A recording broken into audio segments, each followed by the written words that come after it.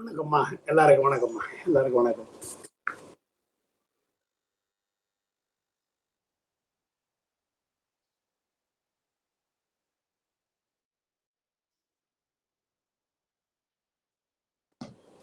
சரி, ஆரம்பிக்கலாம். தென்னாடுடைய சிவனே போற்றி, எந்நாட்டவர்க்கும் இறைவா போற்றி, அண்ணாமலையம் அண்ணா போற்றி, கண்ணாறுமுதக் கடலே போற்றி, ஏகம்பத்துரையந்தாய் போற்றி, பாகம் பெண்ணுருவானாய் போற்றி, காவாய் கனகற்கு திரளே போற்றி, கைலை மலையானே போற்றி போற்றி. தும்பலம்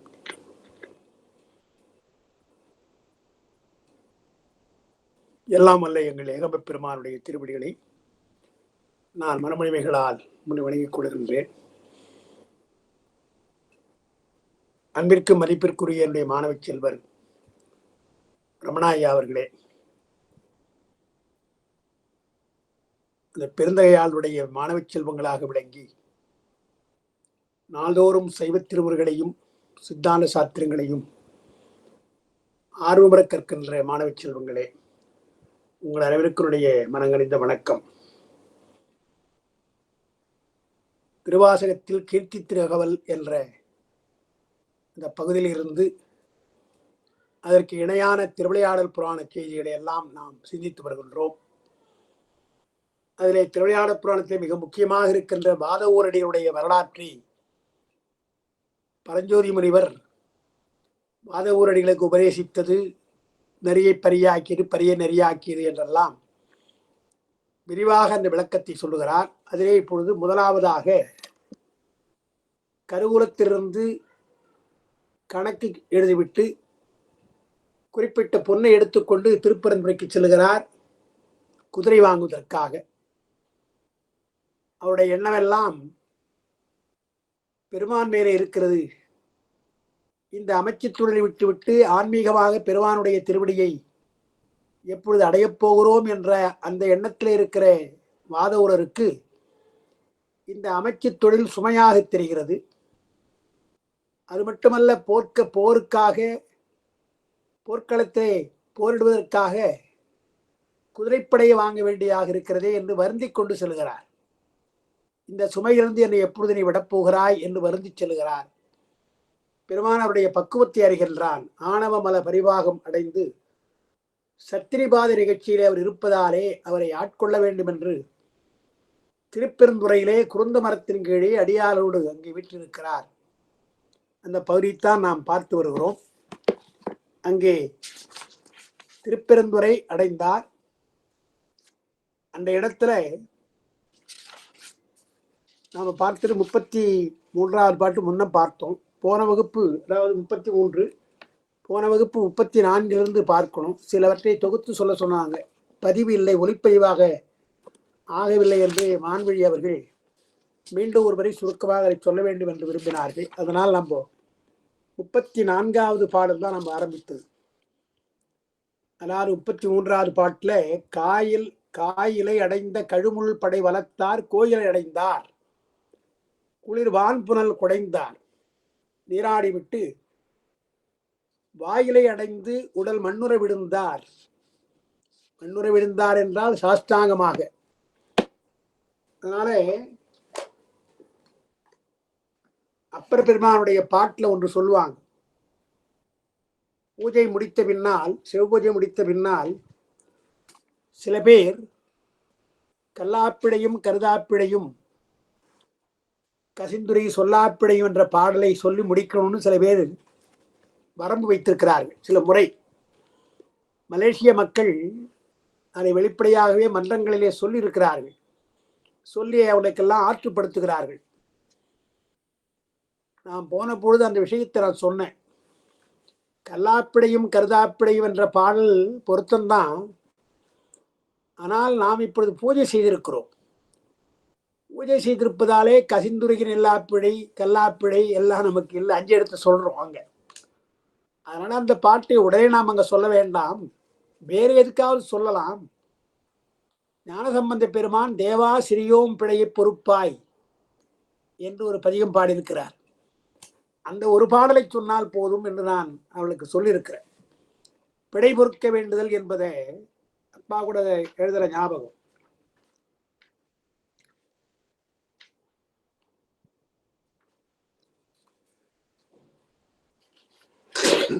சரி. தேவா சிறியோம் பிழையை பொறுப்பாய் பெரியோனே, அது முதுகுன்ற பதியம். ஆவா என்று அங்கு அடியாதங்கட்கு அருள் செய்வாய், ஓவா உவரி கொள்ள உயர்ந்தாய் என்று ஏத்தி மூவா முனிவர் வணங்கும் கோயில் முதுகுன்றே என்று தேவா சிறியோம் பிழையை பொறுப்பாய் பெரியோனே என்று அந்த பாடல்.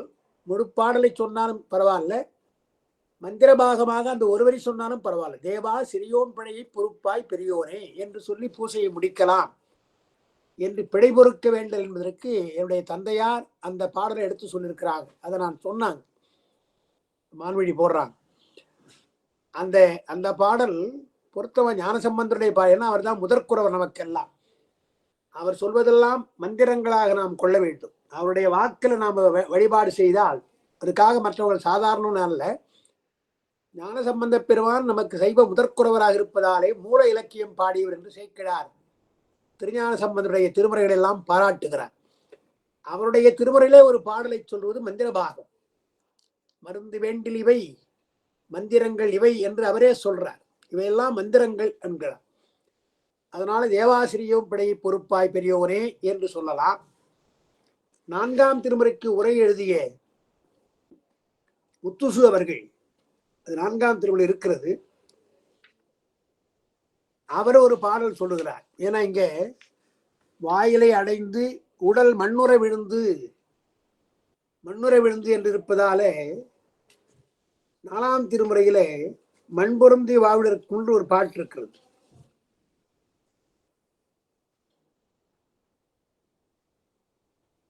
இந்த பாட்டங்க போடவே இல்லை இவங்க. மண்பொருந்தி வாழ்வதற்கு பாட்டு ஒண்ணு உண்டு, பண்பொருந்தும்னு இருக்கும் பாட்டு. அடியன் பாடட்டுமாங்க ஐயா? பாடுங்க பாடுங்க பாடுங்க. மண் பொருந்தி வாழ்பவர்க்கும் மாதீத்த வேதியர்க்கும் விண் பொருந்து தேவர்க்கும் வீடு பேராய் நின்றானை பண் பொருந்து இசைபாடும் பழனம் சேர் அப்பனையன் கண் பொருந்தும் பொழுதும் கைவிட நான் கடவேனோ. கண் பொருந்தும் பொழுதும் கைவிட நான் கடவேனோன்னு பாடுறார் இல்லையா? அந்த பாடலை ஒருவர் மேற்கோள் காட்டியிருக்கிறார். ஏன்னா மண் பொருந்தி வாழ்வதற்கும் ஆதித்த வேதியர்க்கும் சொல்லிட்டு அதுல கண் பொருந்த பொழுதும் என்று வருது இல்லையா? கண் பொருந்த பொழுதும் நான் கைவிட விடுவனா உன்னை வணங்குவதற்கு மறப்பேனான்னு பாடுற. அந்த கண் பொருந்துதல் என்பது என்னன்னா தூங்குற பொழுதுன்னு ஒரு அர்த்தம்.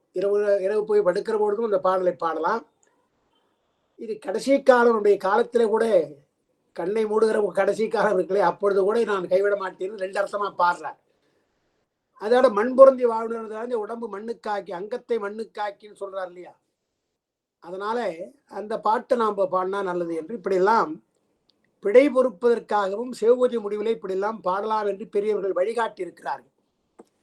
அதுபோல இங்க மாணிக்க வாசக பெருமான் திருப்பெருந்துறையிலே சென்று வாயிலை அடைந்து உடல் மண்ணுற விழுந்தார். மண்ணுற விழுந்து வேயிலை அடைந்தவரை, வேயினா மூங்கில், நெல்லைப்பதிலே மூங்கில் தான் தலைவிருட்சம், அதனால மூங்கிலே தோன்றியவர். அதனால் வேயிலை அடைந்தவரை மெய்ப்புகழ வழுத்தி செல்லுகிறார்.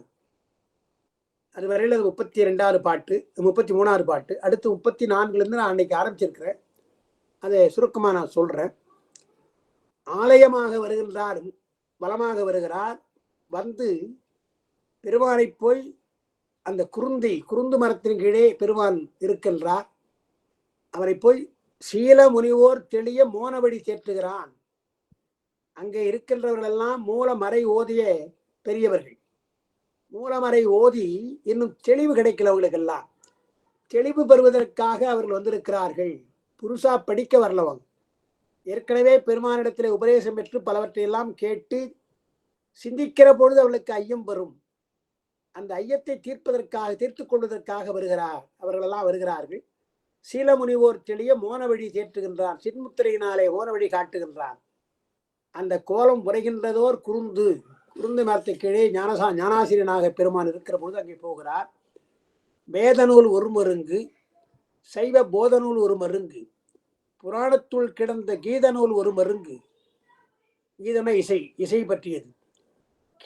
கிளைகள் சமய பேதங்களாக இருக்கின்ற புறச்சமய கருத்துக்களை எல்லாம் சொல்லுகின்ற இவையெல்லாம் கொண்ட ஒரு நூல் அவர் வைத்துக் கொண்டிருக்கிறார். வாய்விட்டு சொல்லிக் கொண்டிருக்கிறார். எல்லாவற்றையும் அவர் சொல்லுகிறார். இசை பாடுகிறார், வேதத்திற்கு விளக்கம் கொடுக்கிறார். ஆகம நூல், ஞான நூல், சிவாகம நூல், அது சிவஞான போதம், அதற்கெல்லாம் விளக்கம் தந்து கொடுக்கிறார். சுருதி கூறிய அறமுதல் நான்கும் அத்தொன்னூறுக்கு அரியதாம் கதிக்கு ஏதுவாம் ஏது என்று ஆகமம் காட்டும் சரியையாடி நாற்பாதமும் தாய் தெரிந்து உணர்ந்த பெரிய மாணவர் குழாம் அந்த கழகம் அங்கே இருக்கிறார். 4 பாதம் சரியை கிரிய ஞானம். அறம் முதலிய பொருள் என்றால் அறம்பொருள் இன்பம் வீடு. இந்த அறம்பொருள் இன்பம் என்று சொல்லுகின்ற அதையும் ஆகமன வழியாக இருக்கிற சரியையாதி 4 பாதங்களை பெரிய மாணவர்களுக்கெல்லாம் சொல்லி வினாவிடை பேச அவளுக்கு சந்தேகம் வருகிறது. எனவே வினாவிடையாக அவர்கள் வினா சொல்ல குருவாக விளங்கிய பெருமான் விடையளிக்கிறார், இதற்கெல்லாம் தெளிவுபடுத்துகிறார் என்று. அதில்தான் அந்த 35வது பாட்டுல சரியை கிரியாளர் யார் என்று அங்க ஒரு பெயர் சொல்றார். சரியை வல்ல மெய்த்தொண்டர்ன்றார். சம்புவுக்கிரிய கிரிய செய்யும் நன் மைந்தர்ன்றார். கிளர் சிவ யோகம் தெரியும் சாதகர் என்றார். தேசிகத்தன்மை புரியும் போதகர் என்று அந்த 4 பாதங்களுக்கும் சிறப்பு பெற்றிருக்கிறார்களே. அல்ல சரியிலே சிறப்பு வல்லவராக இருந்தால் 4 பாதம் வல்லவராக இருக்கணும். ஞான பாதத்தில் ஆரம்ப காலத்தை படிமுறையிலே சரியை கிரியை என்றுதான் போவார்கள். அப்படி சரியை வல்ல மெய்த்தொண்டர், அவங்கெல்லாம் சரியாளர்களுக்கெல்லாம் தொண்டர்னு பெயர். கிரியை அதாவது புற வழிபாடு செய்கின்றவர்கள் எல்லாம் தொண்டர்கள். அதை நாம் எப்படி சொல்றோம்? தீட்சை சரியை, தீட்சை சமய தீட்சை செய்வது சரியை தொண்டு, உருவத்திருமேனி தியானம், உடம்பினாலே புற வழிபாடு, காயத்தால் உரை வழிபாடு, அது புற வழிபாடு. கிரியை என்று சொன்னால் அதுக்கு விசேட தீட்சை செய்து அருவுருவத் திருமேனி, இலிங்கத் திருமேனியை வழிபடுதல் அல்லது தியானித்தல். அது புறமும் அகமும் சேர்ந்து வழிபடுதல்.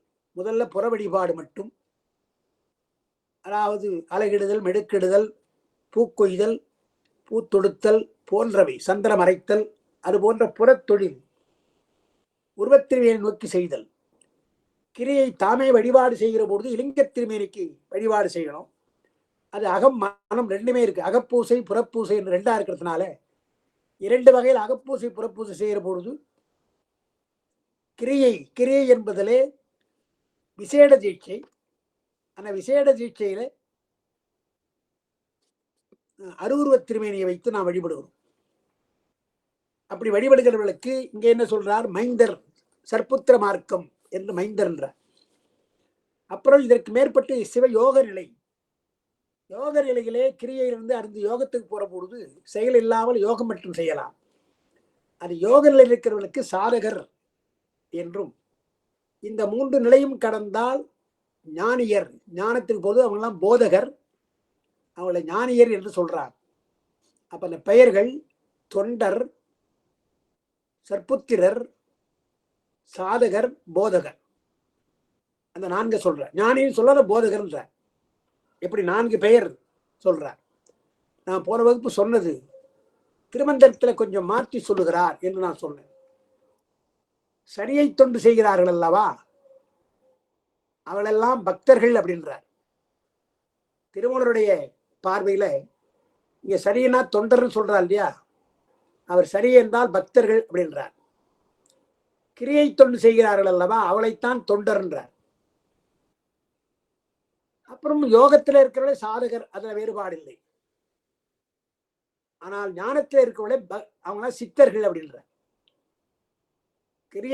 சரியை தொண்டு செய்கிறவர்கள் எல்லாம் பக்தர், கிரியை தொண்டு செய்தால் அவர்கள் தொண்டர், யோக நிலையில் என்றால் அவர்கள் சாதகர்,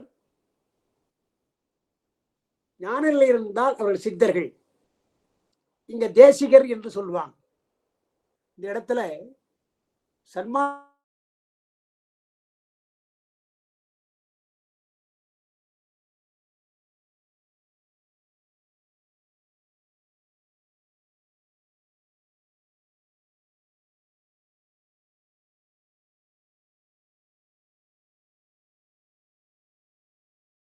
அர்த்தம், ஒளிமிக்கவன் என்ற அர்த்தம். எனவே தேசிகர்கள் எல்லாம் ஆச்சாரிய ஸ்தானம். அதனால்தான் வழிபாட்டில் கூட இப்போ தீட்சை கூட சொல்றோமே, சமய தீட்சை, விசேட தீட்சை, நிர்வாண தீட்சை 3. அது ஞான நிலை இருக்கிறவருக்கு நிர்வாண தீட்சை. அதற்கு பின்னால் ஆச்சாரிய அபிஷேகம் என்று ஒன்று உண்டு. ஆச்சார அபிஷேகம் செய்துதான் தேசிகர் என்று அவங்க சொல்வார். ஞான நிலை இருந்தால் அவளெல்லாம் ஞானியர் என்று சொல்லலாம். இங்கே அவர் சொல்வது போதகர் என்று சொல்லலாம். ஆச்சாரிய அபிஷேகமானால் அவளெல்லாம் தீட்சை தருவதற்கு தகுதியானவர்கள், பூஜா முறைகளை எடுத்து சொல்வதற்கு தகுதியானவர்கள், செய்து காட்ட வல்லவர்கள். பல மாணவர்களை உருவாக்குவது போல பல தீட்சா முறையினாலே பல தொண்டர்களை உருவாக்குகின்றவர்கள், அவர்களெல்லாம் தேசிகர் என்று சொல்றோம். அதுபோல இங்க 4 நிலையில சொல்றார். சொல்லிட்டு அடுத்த பாடல், ஒழித்த நோன்பினர் ஆடலர் பாடலர் உலகம் படித்த செய்கையர் அழுகையர் நகையனர் பாசம் கடித்த கண்ணினால் அறநுறு கண்டுகொண்டு உலகில் விழித்த கண்குருடா திரி வீரர் பலரால் என்று சொல்றார். அவர்களெல்லாம் சடங்குகள் என்பது அவளுக்கு கிடையாதுன்ற. ஞான நிலையில் இருக்கின்றவர்களுக்கு சடங்குகள் எல்லாம் கிடையாது. இந்த உரையில் அவர் எழுதல, அதற்கு உதாரணம் சொல்வார்கள். உறங்கினோன் கை வரும்பாக்கு போல என்று உதாரணம் சொல்வாங்க. தூங்குகிறவன் கையிலே ஒரு பாக்கு கையில் இருந்தா தூக்கம் வந்தா அப்படியே தூங்கிடுவான். கையிலே இருக்கிற அந்த பாக்கு அவனை அறியாமல் கீழே விழுந்துடும், தெரியாது. அதே போல ஞானிகளுக்கு பூஜை செய்ய வேண்டும், அனுஷ்டானம் விதிமுறைகள் எல்லாம் அவளுக்கு உறங்கினவன் கை வரும்பாக்கு போல அது நெகிழ்ந்து விடும். தானே நிகழ்த்தக்கூடாது, அது தானாக விலகிவிடும். அந்த ஞானங்களை எப்பொழுதுமே பெருமான் எண்ணிக்கொண்டிருக்கிறாள் சொல்றா பாருங்க. எப்படி பாருங்க, விதிவிலக்கு கடந்து தலம், அதாவது ஒழிந்த நோன்புன்ற தபம், எல்லா வகையான நோன்புக்கு மேற்பட்ட ஒரு நோன்பு, எப்பொழுதுமே பெருமானை எண்ணிக்கொண்டிருக்கின்ற நோன்பு. அதாவது ஒழித்த நோன்பினர் என்றால் உலகியலை கடந்தவர்கள், கடந்த தமம் செய்கின்றவர்கள், ஆடுவார்கள் பாடுவார்கள், உலகம் படித்த செய்கிறார்கள். உலகம் செய்ய படித்ததெல்லாம் இவங்க செய்வாங்க. அதாவது விபூதி எடுத்து உடம்பெல்லாம் பூசிக்குவாங்க, திடனே ஒரு சிரிப்பு சிரிப்பாங்க. மாணிக்கவாசர் பாடுறார் இல்லையா, சிரிப்பார் கழிப்பார் தேனிப்பார்னு. அதுபோல சிரிப்பாங்க கழிப்பாங்க. அவர்களுக்குள்ளே தங்களுக்குள்ளே பெருமாளுடைய பெயரெல்லாம் சொல்லி விளக்கமாக பேசுவார்கள் மற்றவிடத்துல. இது படித்த செய்கை, உலகத்திற்கு அது சம்மந்தமே கிடையாது. உலகிலே வாழ வேண்டிய எதையும் செய்யாமல் அவர்கள் பெருமானை எண்ணிக்கொண்டிருப்பதாலே உலகம் படித்த செய்கிறார் என்றால் அவங்கெல்லாம் உலகத்தாராலே படிக்கப்படுகின்றவர்கள், பைத்தியக்காரன் போல. நமக்கு திருவாசகத்தில் அவர் அப்படித்தானே சொல்ற, அவருடைய உலகத்தவெல்லாம் படி சொல்கிறார்கள், அந்த படியது நாணாமல் அதை பூணாக போட்டுக் கொள்கிறோம் என்று சொல்றார் இல்லையா, அது அணிகலனாக ஏற்றுக்கொள்றோம் இல்லையா. உலகத்தவருடைய படிச்சொற்கள் எல்லாம் தனக்கு அணிகலன்கள் போலன்றார் இல்லையா. அதுபோல படித்த செய்கையர் அழுகையர் நகையினர், இந்த இன்னிசை வீணையர் யாடினர் ஒருவாள், அந்த திருப்பள்ளியில் இருக்கு இல்லையா, அந்த பாட்டு போலதான் இங்க அழுகையர் துவள்கையர்னு பாடுறாரு. அழுகையர் தொடுகையர் துவள்கையர், அதுபோல இங்க அழுகையர் நகையினர், சிரிக்கிறாங்க. சிரிப்பார் கழிப்பார் போல சிரிப்பு அழுகை. பாசம் கழித்த கண் என்றால் பொருள்களை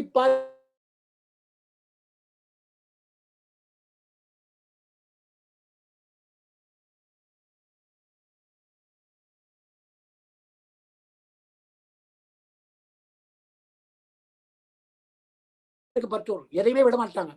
அது இவங்களுக்கு அப்படி இல்லை. பாசம்ன்ற மாயை கலந்த மாயை இருக்க மாயா காரியங்கள், அதிலே அவளுக்கு ஈடுபாடு கிடையாது, அது கடிந்து விட்டது. அதனால் எல்லாம் அறனுருவாக காண்பார்கள். பெருமானுடைய உருவமாக காண்பதுதான் நான் சொன்ன விஸ்வரூபம் சொன்னேன். விஸ்வரூப தரிசனம் என்று சொன்னால் காண்பவையெல்லாம் அவையே போறல் என்று அக இலக்கணத்தில் வரும். காதலை பற்றி சொல்ற பொழுது ஒரு காதலில் ஈடுபடுகின்ற ஒரு தலைவிக்கு யாரை பார்த்தாலும் தலைவன் போல தெரியுமா, தலைவனா வருகிறான் என்று ஏமாந்து போவார். காண்பவையெல்லாம் அவையே போறன்ற அது காதலுக்கு, உலகியல் காதலுக்கு சொன்னது. ஆனா அருளியல்ல காதல் பெருமானை எண்ணுகிற பொழுது எல்லாம் பெருமானாக தெரியும். அதற்குத்தான் ஆனாய நாயனார் புராணத்தை உங்களுக்கு சொன்னேன். அநாயனாயனார் பசுக்களை மேய்த்துக் கொண்டு கார்காலத்திலே கொன்றை மரம் பூத்து கிடக்கிறது. கொன்றை காயெல்லாம் நிறைய கிடக்குது. பார்த்தவுடனே நானாயனானுக்கு என்ன வருது? பெருமான் அல்லவா இது? அப்படியே பெருமான் காட்சி போல தெரியுதா?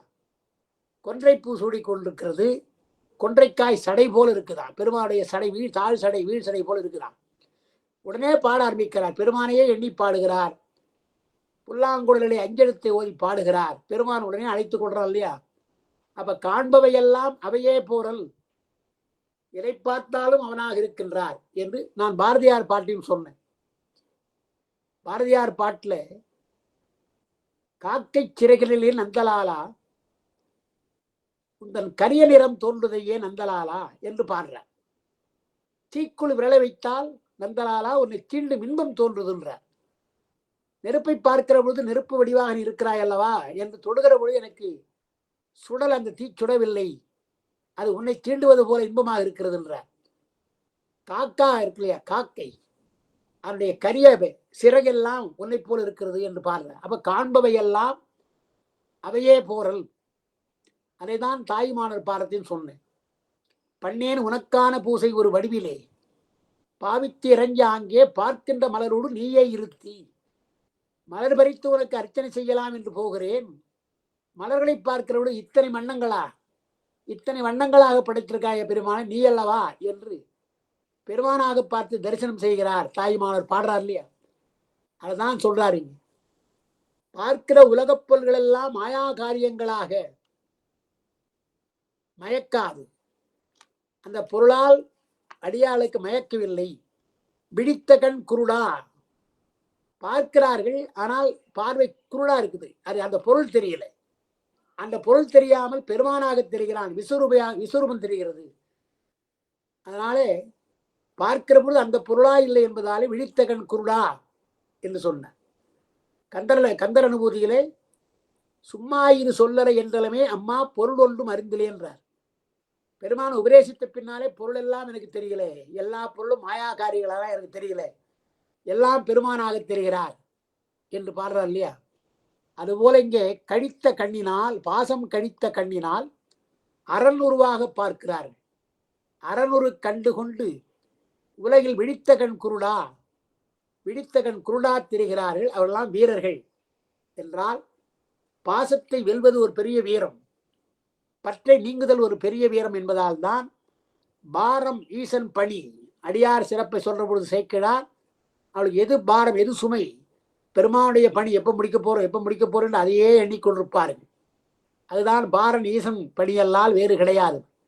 அவருடைய வீரம் என்னால் விளம்பும் தகையதோ, அவங்க வீரத்தை என்னால் சொல்ல முடியுமா என்றால், பெரிய புராணத்தில் எவ்வளவு பெரிய வீரர்கள்.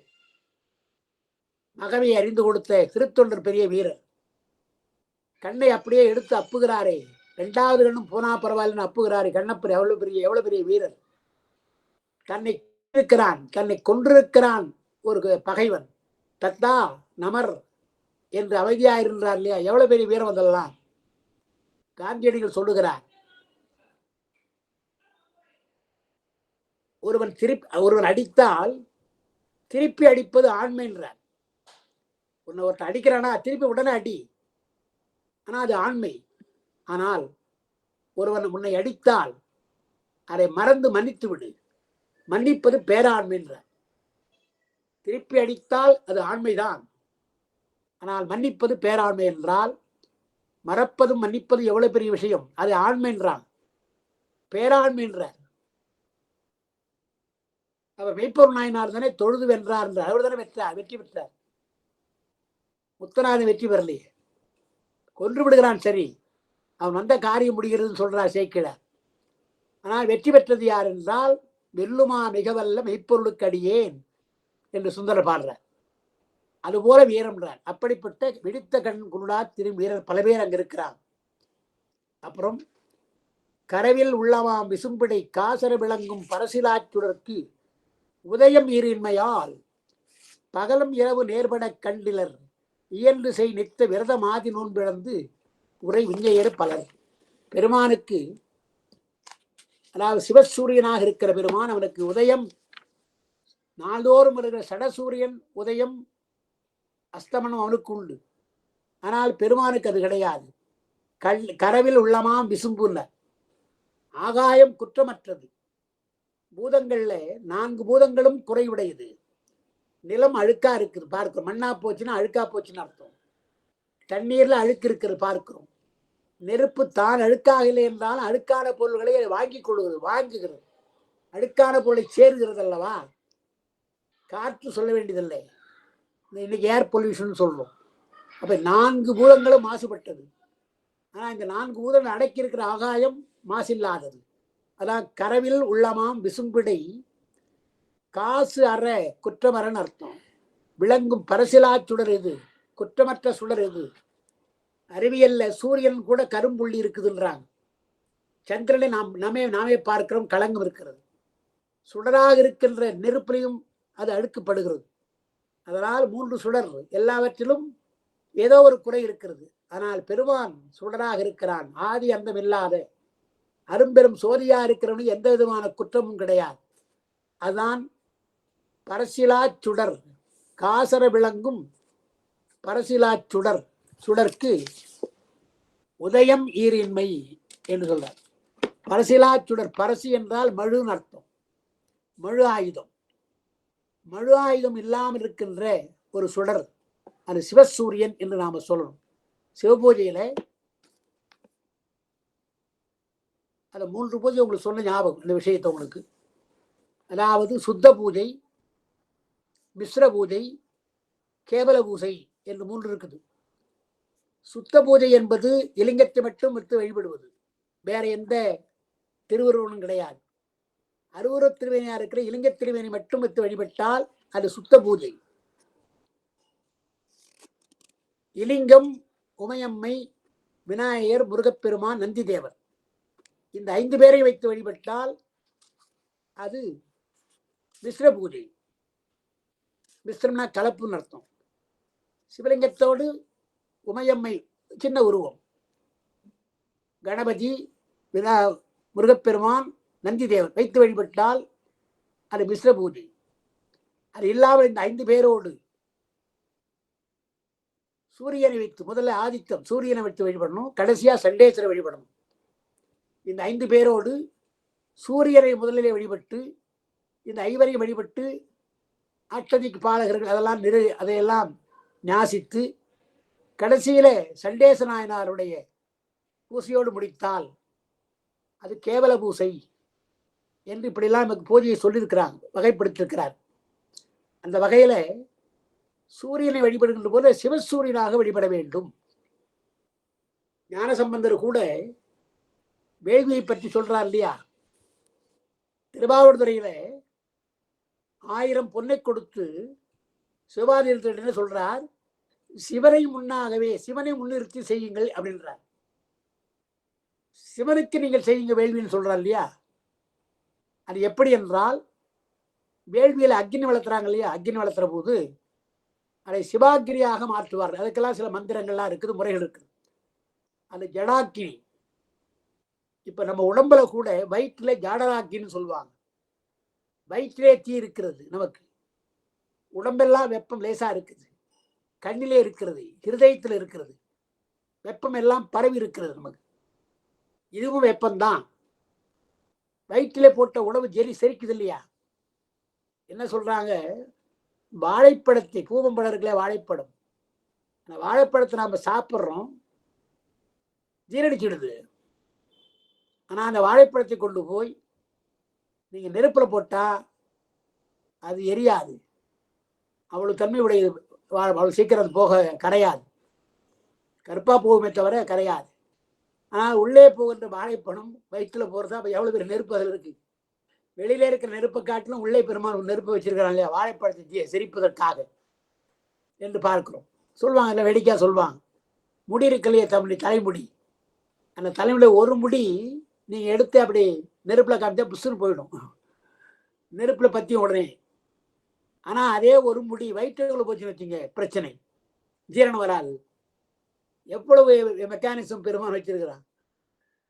நெருப்பிலே போடுகின்ற வாழைப்பழம் வயிற்றிலே போனா ஜீரணிச்சிருது, நெருப்புல ஒன்றும் ஆகலை. நெருப்பு ஒண்ணும் பண்ண முடியல.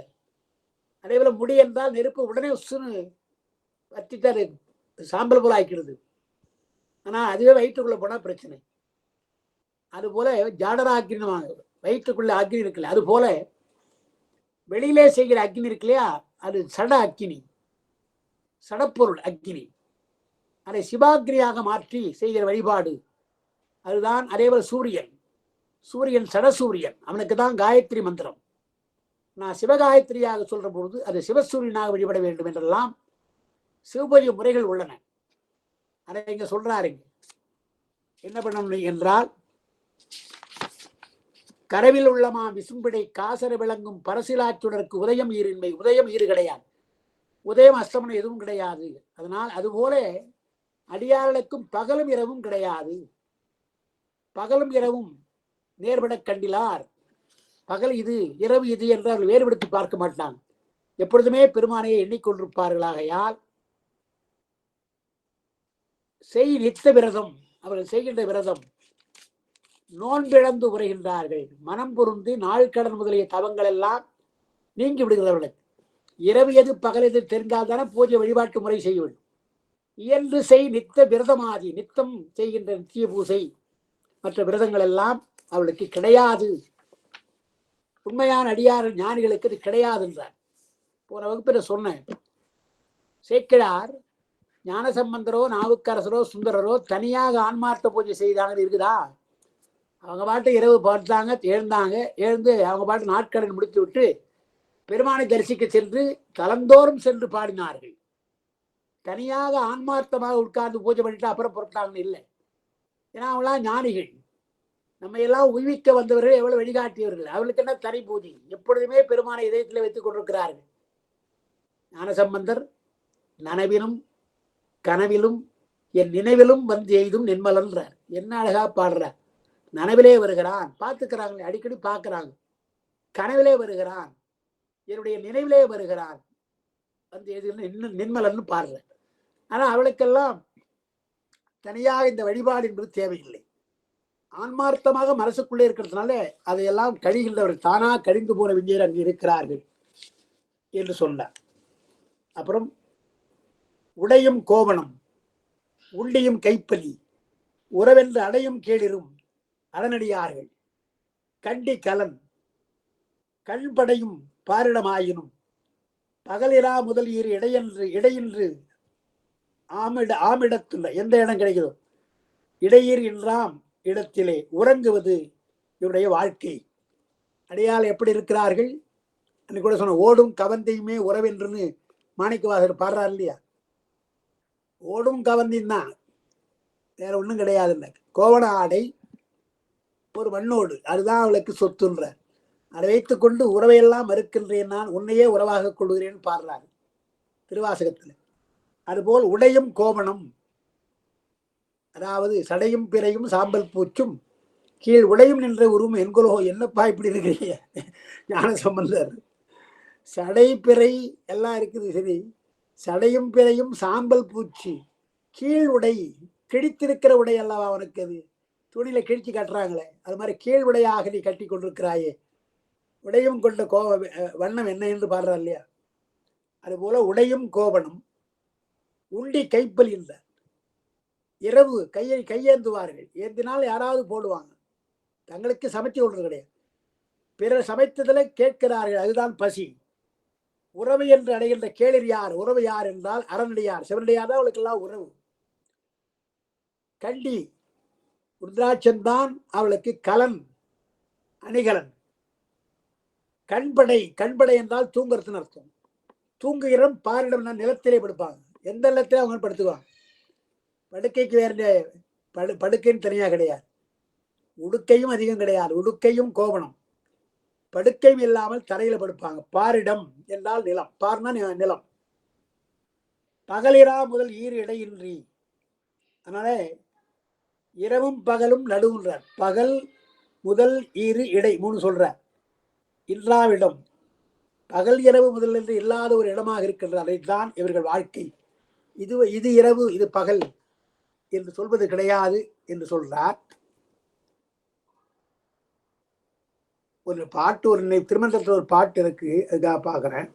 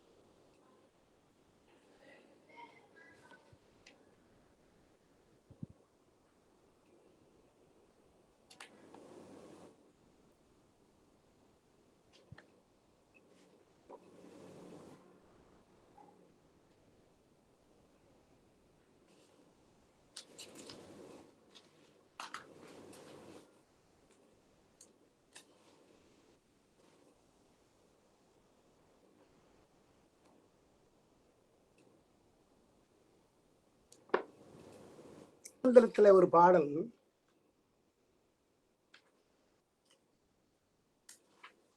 மொத்தமா போட்டிருக்காங்க, இதில் இல்லை, இதில் மிஸ் பண்ணியிருக்காங்க. இரவும் பகலும் செய்கின்ற பூசை என்று வரும்.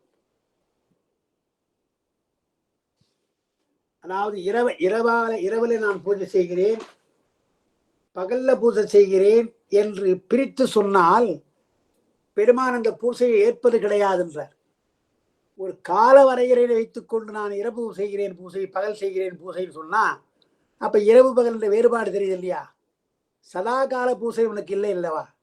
எனவே இரவுமாக பகலுமாக இல்லாமல் செய்கின்ற பூசை, அதைத்தான் பெருமான் ஏற்றுக்கொள்கிறான் என்று திருமண்டலத்தில் ஒரு பாடல் ஒன்று, அதை நான் வச்சுக்கிற புத்தகத்தில் அது மிஸ் ஆயிருக்கு, இதில் காணும். இதில் தர்மயாதினி பதிப்பு தான், அது காணும். வேறு புத்தகத்தில் பார்த்தா தெரியும், இருக்கட்டும்.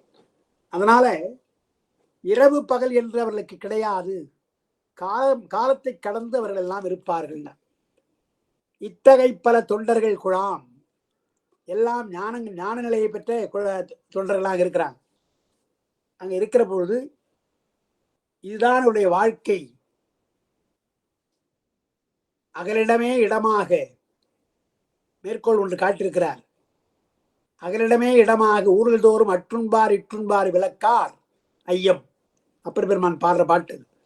புகலிடமாம் அம்பலங்கள் பூமி தேவி உடன் கிடந்தால் புரட்டால் பொய் என்று மையே. பூமி மேல படுத்தா அவங்க அந்த மாதிரி புரட்ட போறாங்களா, தள்ள போறாங்களான்னா? ஞானிகள் எல்லாம் தரையில படுத்திருக்காங்க, தாய் வடியில படுப்பது போல தரையில படுத்திருக்காங்க. எனவே அந்த பூமி தேவி இருக்கலே அந்த மாதிரி புரட்ட மாட்டாங்க, புரட்டி போட மாட்டாங்க, தாங்கிக் கொள்வார்கள். அங்கே இருக்கிறார் என்று மற்ற இடங்களை படுத்தா எழுந்துருவாங்க. அவங்க மட்டும் எங்கேயோ தரையில போய் எங்கேயோ படுத்தா யாரு எழுப்ப போறாங்க? தரையாக இருக்கிற பூமாதேவி அந்த மாதிரி புரட்ட மாட்டான்னு வேடிக்கையார் பாடுறார். அகலிடம்தான் இடம் அவர்களுக்கு. எது இடம்? பூமிதான் இடம் எங்களுக்கு. எல்லாம் எங்க? எல்லாம் எங்களுக்கு யாதும் ஊரை யாவரும் கேள்வி போல எல்லாம்னு சொல்லி அடியார்கள் இப்படி வாழுகிறார்கள். உறவாவார் யார்? உருத்திர பல்கணத்தோர். அவருக்கு உறவு என்பவர்கள் யார் என்றால் உருத்திர பல்கணத்தோர் என்று சொல்றார். இத்தகைய பல தொண்டர்கள் குடாற்றிடை ஆழம் ஒத்த பைங்குறுந்தடியின் யோகாசனத்திலே, குருந்த மரத்தின் கீழே யோகாசனத்திலே புத்தகத்தை எழுதிய சிவஞான மெய்ப்போதும், சிவஞான போரத்தை கையில் வைத்துக் கொண்டு ஒரு கருணை வெள்ளமாக இருக்கிறார் குருந்த மரத்தின் கீழே பெருமான்.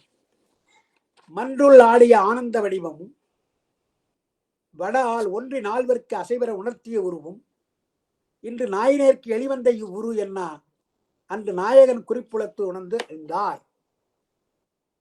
பெருமான் குறிப்பா சொல்றான், யார் வந்திருப்பது என்பதை குறிக்கிறான். அன்பர்களே, உங்களுக்கும் கூட அந்த அனுபவம் வரும். நான் அடிக்கடி சொல்றது, ஏதோ அருளாளர்களுக்கிறாங்க, அவங்கெல்லாம் பெரிய நிலை, அவங்கெல்லாம் பெருமானை நினைச்ச போது பேசுவாங்க, நினைச்ச போது காண்பாங்க. நமக்கெல்லாம் அந்த வாய்ப்பு கிடையாது, அந்த தவம் இல்லை. ஆனால் நீங்கள் அன்பினாலே நாள்தோறும் வழிபடுகின்ற பொழுது அந்த அன்பை ஏற்றுக்கொள்கிறான்.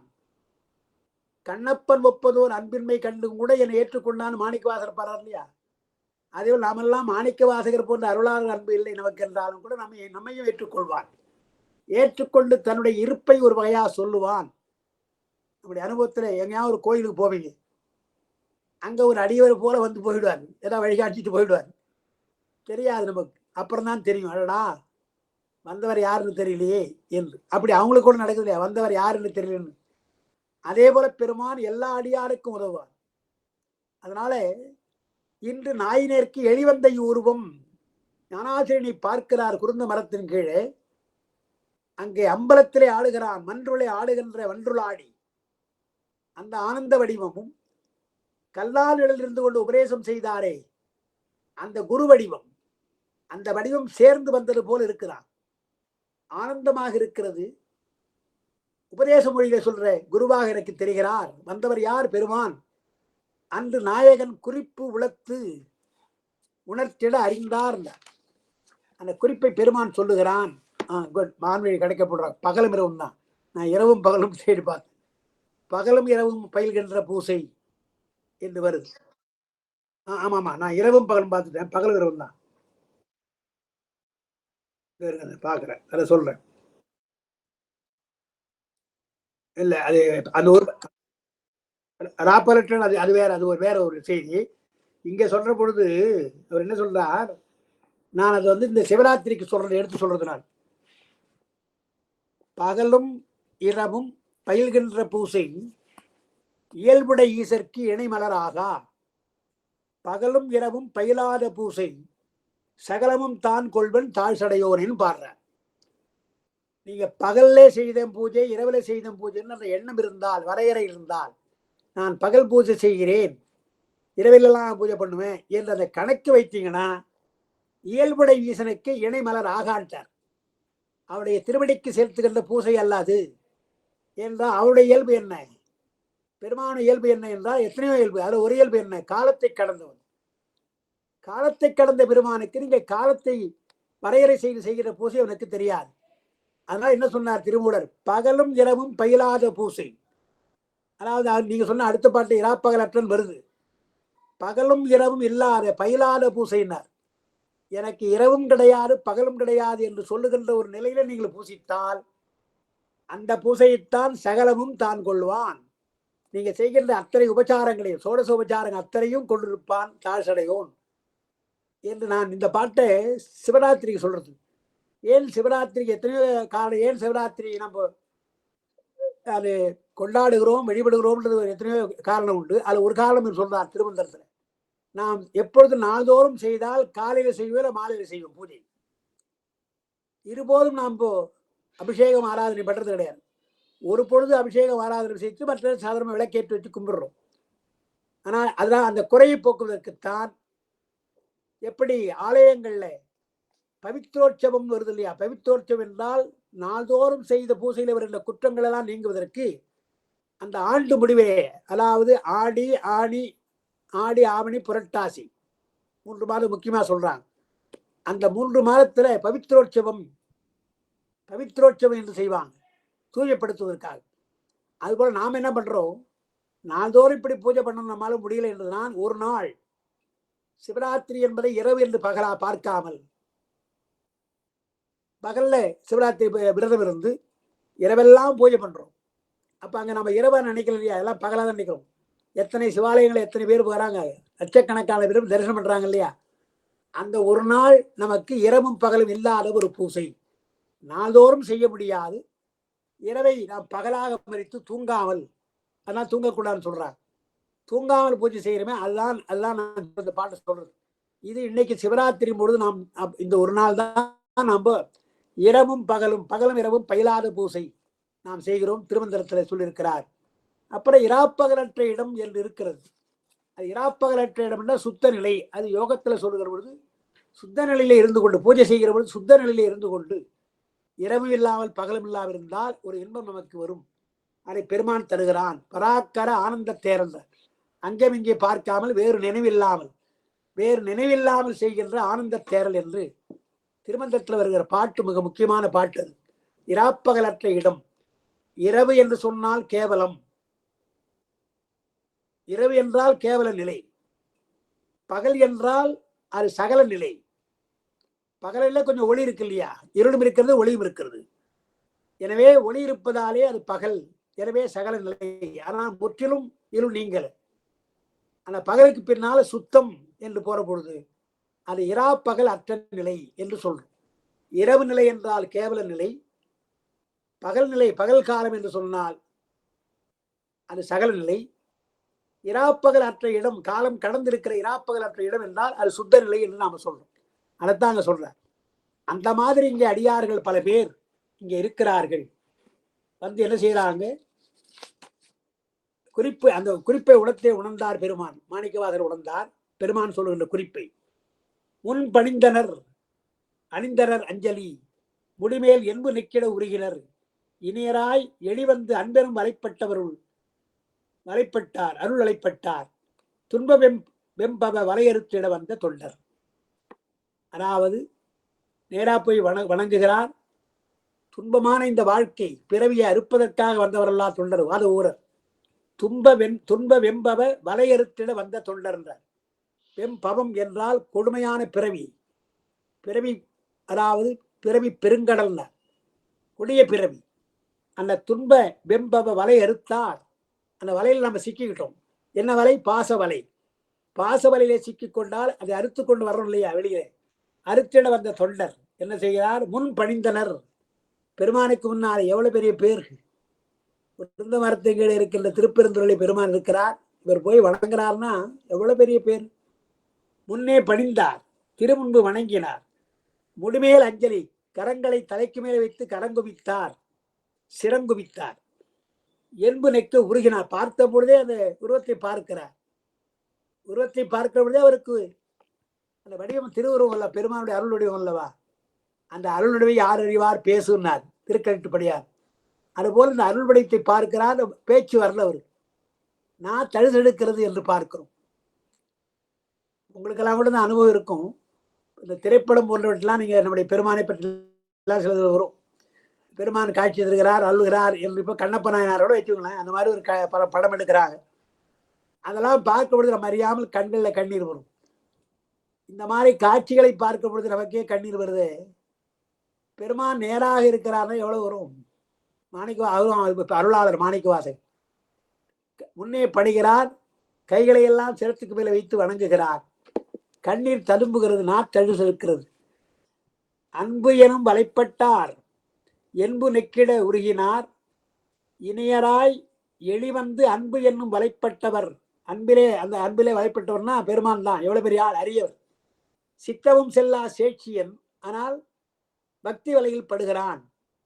அன்பினாலே வலைப்பட்டு இணையராகி எளிவந்து அடியார் அன்பாகிய வலையில்பட்ட அந்த இறைவரை அருள் வலையினாலே இவர் இருக்கிறார்.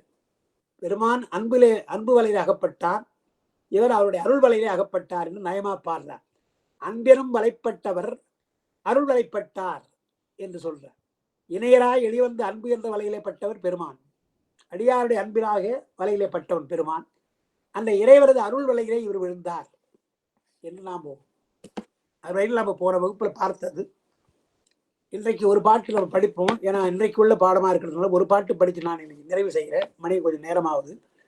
காலமும் கணாக்காட்சியும் நிமித்தமும் கடிந்தார், சீல மாணவர் செவ்வி தேசிகன் என்ன மூல ஆகமம் ஓதினான், முறுக்கவிழ் கடுநீர் மாலை சார்ந்து அணிந்து அடியின் மேல் வன்கடல் வீக்கினான்.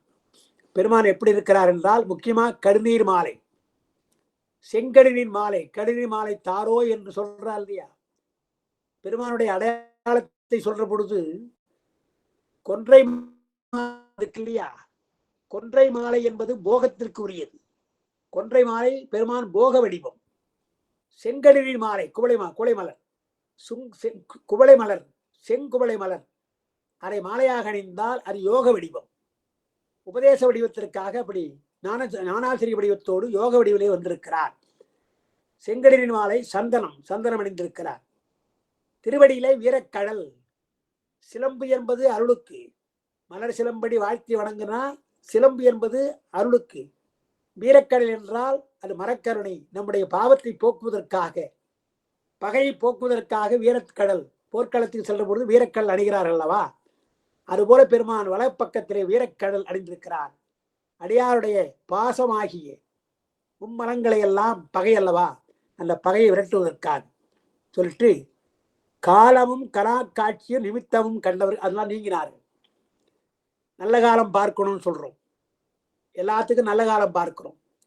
தீக்கைக்கு ஒரு நல்ல காலம் பார்க்கிறோம். இந்த மாதத்துல செய்யணும் என்றெல்லாம் பார்க்கிறோம். அதற்குரிய நல் ஓரை, தீக்கைக்குரிய நல் ஓரை கனா சொல்றார்.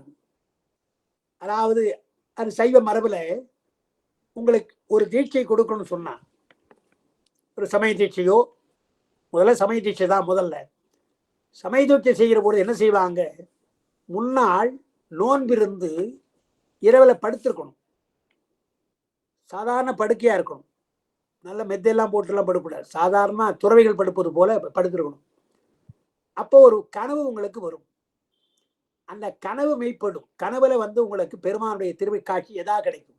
நீங்கள் வழிபடுகின்ற கடவுளோ, அடிக்கடி போகின்ற ஆலயமோ, ஏதோ ஒரு நல்ல குறிப்பு, நல் நிமித்தமாக உங்க கனவுல வரும். வந்தால் சரி, பெருமான் உங்களுக்கு தீட்சை தருவதற்கு சம்மதிக்கிறான் என்ற அர்த்தம். அதுதான் அங்க கனா காட்சி என்கிறார். அதாவது அவங்க என்ன சொல்றாங்க, முறைப்படி தருப்பை புல் இருக்கு இல்லையா, தருப்பை புல்லிலே படுக்கணும். இந்த மாதிரி மெத்தையெல்லாம் போட்டு படுக்கூடாது. தருப்பை புல்லிலே படுத்து குறித்த நாளுக்கு முன்னால் முதல் நாள் இரவு பெருமானை எண்ணிக்கொண்டு நீங்கள் தூங்கினால் நல்ல காட்சி உங்களுக்கு கிடைக்கும்.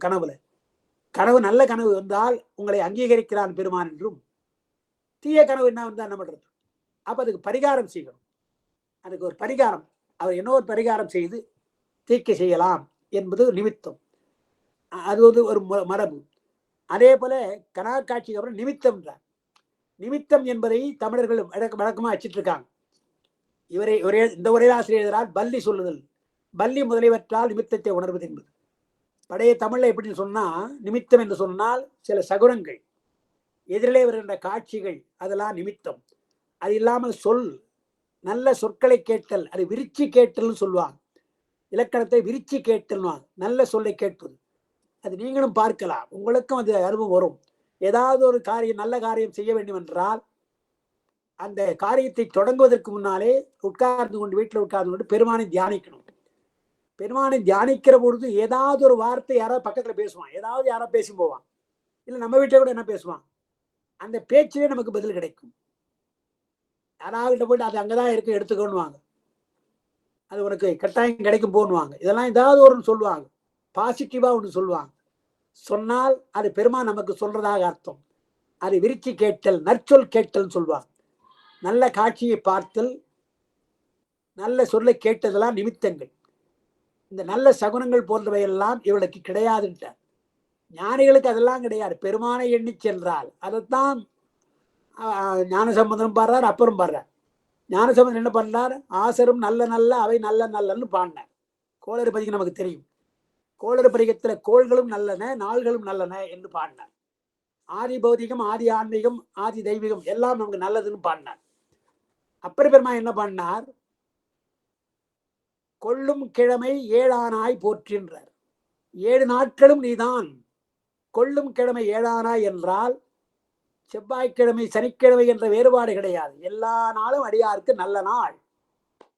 அப்பர் சொன்ன பின்னால அப்புறம் நமக்கு என்னங்க சந்தேகம்? இன்னைக்கு செவ்வாய்க்கிழமை நான் செய்ய மாட்டேன், சனிக்கிழமை எனக்கு ஒத்துக்காதுன்னு சொல்றீங்க இல்லையா? சிவனடியாளுக்கு அதெல்லாம் கிடையாது. அப்பர் சொல்லிட்டார், எல்லா கிழமையும் பெருமானுடைய நாள் அல்லவா, பெருமானை எண்ணி செய்தால் நமக்கு நாளை பற்றி கவலை இல்லை. இப்படிலாம் பண்ணியிருக்காங்க இல்லையா? எனவே சிவனடியாளுக்கு இந்த காலம் கிடையாது, நிமித்தம் கிடையாது. தீய சகோ எதுவாக இருந்தாலும் பரவாயில்லை. அதான் அப்படிப்பட்ட நிமித்தமும் கடிந்தார். காலம், கனா, காட்சி, நிமித்தம், இந்த 3ம் நமக்கு நாள்தோறும் ராகு காலம் பார்க்கிறோம். இன்னைக்கு ராகு காலம் போகக்கூடாது போடுறோம். அப்ப நாள்தோறும் காலத்தை பார்க்கிறோம். கனவு வந்து விட்டா, ஏதாவது தீய கனவு வந்து விட்டா பயப்படுறோம். என்னமோ எனக்கு இந்த மாதிரி கனவு வந்ததே. என்னுடைய மாணவர்கள் பல பேர் கேட்பாங்க, ஐயா மலேசியா மாணவர் ரொம்ப முக்கியம், மலேசியா மாணவர் ரொம்ப பயப்படுவாங்க. அவங்க என்ன கேட்குறேன், ஐயா நேற்று இந்த கனவு வந்தது, எனக்கு இதுக்கு என்ன அர்த்தம் சொல்லுங்க என்றெல்லாம் நம்ம கேட்பாங்க.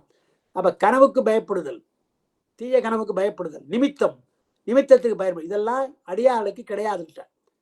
காலம், கனா, காட்சி, நிமித்தம் எல்லாம் எதுவும் கிடையாது. அப்படிப்பட்ட சீல மாணவர்கள் எல்லாம் அங்கே இருக்கிறார்கள். செவ்விதேர் தேசிகனாக, ஞானாசிரியனாக அங்கே இருந்து கொண்டு மூல ஆகமம் ஓதுகின்றான். ஞானபாரமா இருக்கின்ற ஆகமங்களை எல்லாம் அங்கே சிவாகமங்களை குருந்த மரத்தின் கீழே ஓதுகின்றான். யார்? முறுக்கு அவிழ் கழுநீர். அதாவது முறுக்கு அவிழ்ந்துன்னா நல்லா மலர்ந்திருக்கிறன்னு அர்த்தம். மொட்டாக இருப்பது அவிழ்ந்திருக்கிறது. முறுக்கு அவிழ்ந்தால் மொட்டெல்லாம் அவிழ்ந்து மலராக இருக்கிறது. நன்றாக மலர்ந்திருக்கின்ற குவளை மலர், அந்த கடிநீர் மாலை, அப்புறம் சந்தனத்தை பூசிக்கொண்டு உட்கார்ந்திருக்கிறான் பெருமான். அவன் திருவடியிலே வன்கடல், வலிமையான வீரக்கடல் அங்கே இருக்கிறது, அதை பார்க்கிறார் என்று அந்த பாட்டில் குருந்த மரத்தின்கீழ் இருக்கிற பெருமான் எப்படி இருக்கிறான் என்பதை சொல்றார். எதில் இருக்கிற அடியார்கள் எல்லாம் யார் என்றால் காலம் கனாக்காட்சி நிமித்தம் கடிந்தவர்கள் என்று சொல்றார். சீல நோன்பினர், சீல மாணவர்கள் அவர்கள் எல்லாம். அவளுக்காக செவ்விதேர் தேசிகன் நல்ல நல்ல காலங்கள், நல்ல நிறத்தை நல்ல வாழ்க்கையை சொல்லுவதற்கும் நல்ல பொருளை சொல்வதற்குமாக நல்ல காலத்தை எதிர்பார்த்து கொண்டிருக்கிறார்கள். செவ்விதேர் தேசிகன் என்ன மூல ஆகமம் ஓதினான். அவளுக்கெல்லாம் கல்லார் நிலையிலிருந்து சொல்வது போல குருந்த மரத்தின்களே இருந்து அவன் ஓதிக்கொண்டிருக்கிறான். அங்கே இப்பொழுது மாணிக்கவாசகர் செல்லுகிறார் என்று பார்க்கிறோம். அதான் இன்றைக்கு அதை 44வது பாடலோடு நாம் நிறுத்தலாம். அதில் திருவாரூர் புராணத்தை சொல்றார், அதை சும்மா படிக்கிறேன்.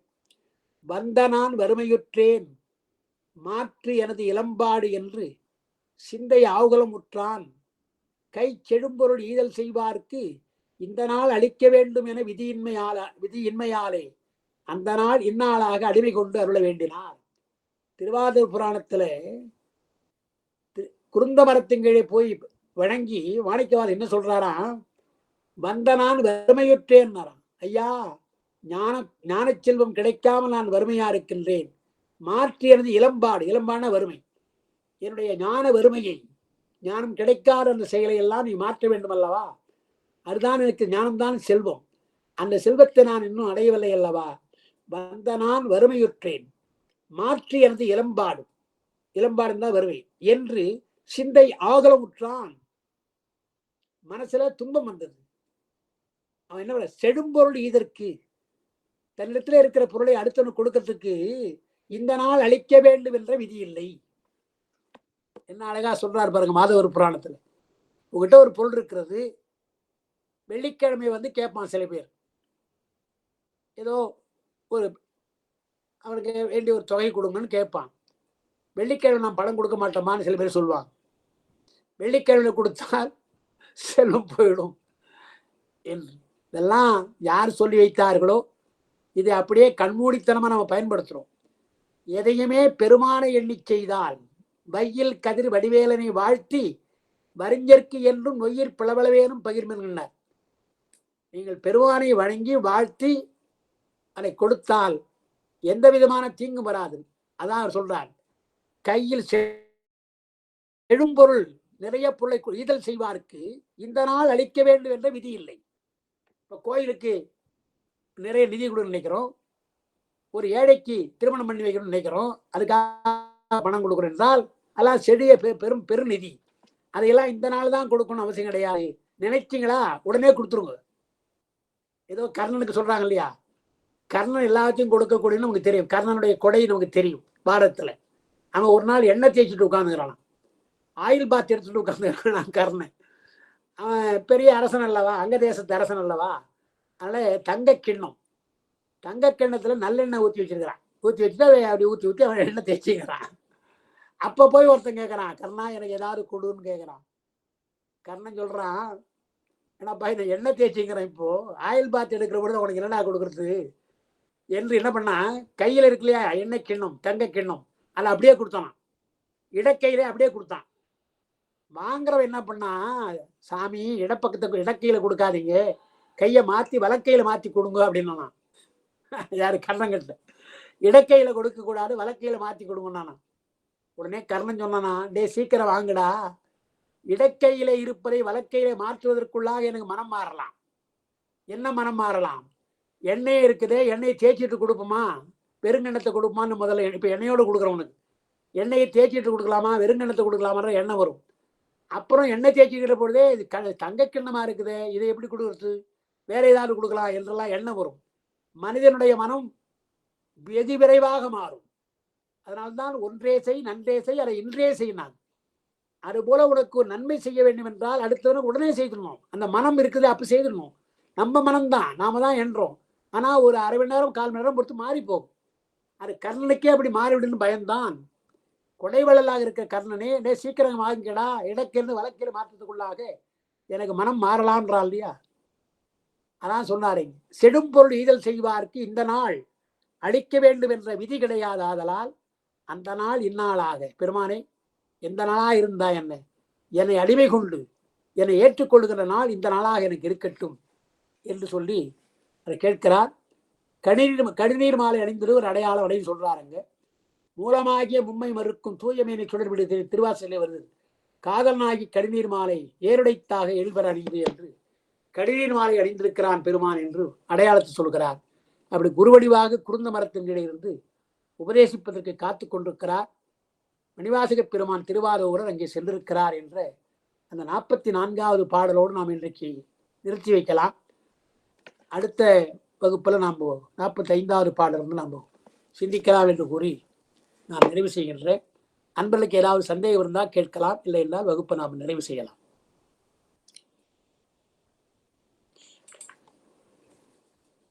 ரொம்ப நன்றிங்க ஐயா. எங்களுக்கு மீண்டும் சொன்ன கருத்தை எல்லாம் மீண்டும் பதிவுக்காக சொன்னதுக்கு ரொம்ப நன்றி. அப்போ ஒண்ணு சொல்லிருப்போம், இப்ப ஏதோ நினைவு சொன்னோம். ஆனா போன வகுப்பை விட இன்னைக்கு நிறைய சிந்தனைகள் கூடுதலா கொடுத்த மாதிரி இருந்தது. சரி சரி சரி சரி சரி சரி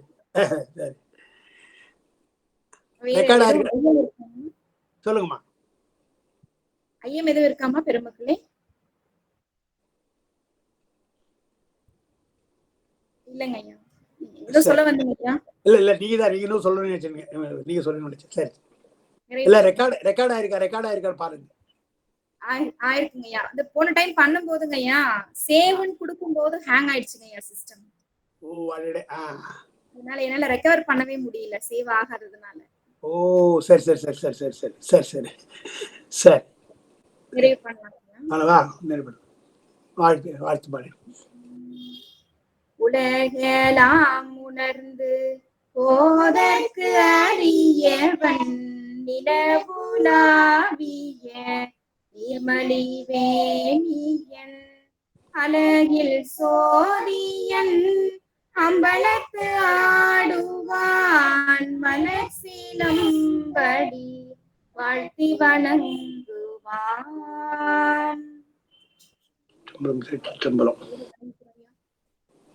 மகிழ்ச்சி. திருவடி போற்றியா. திருவடி வணங்கிறங்கய்யா. திருச்சிற்றம்பலம். திருவடி வணங்கிறேன். வணக்கம். திருச்சிற்றம்பலங்கய்யா. திருவடி வணங்கிறேன். கமலாமா வணக்கம். புனிதா வணக்கம். விஜய் சித்ராமா வணக்கம். திருச்சிற்றம்பலங்கய்யா. எல்லாரும் வணக்கம்மா. எல்லாருக்கும் வணக்கம். நின்று செய்யலாம். வணக்கம். மான்வெளியம்மா வணக்கம். சந்திக்கலாம். விஜய் இருக்கிறாங்க. விஜயம்மா வணக்கம். திருச்சிற்றம்பலம். வணக்கம் வணக்கம்.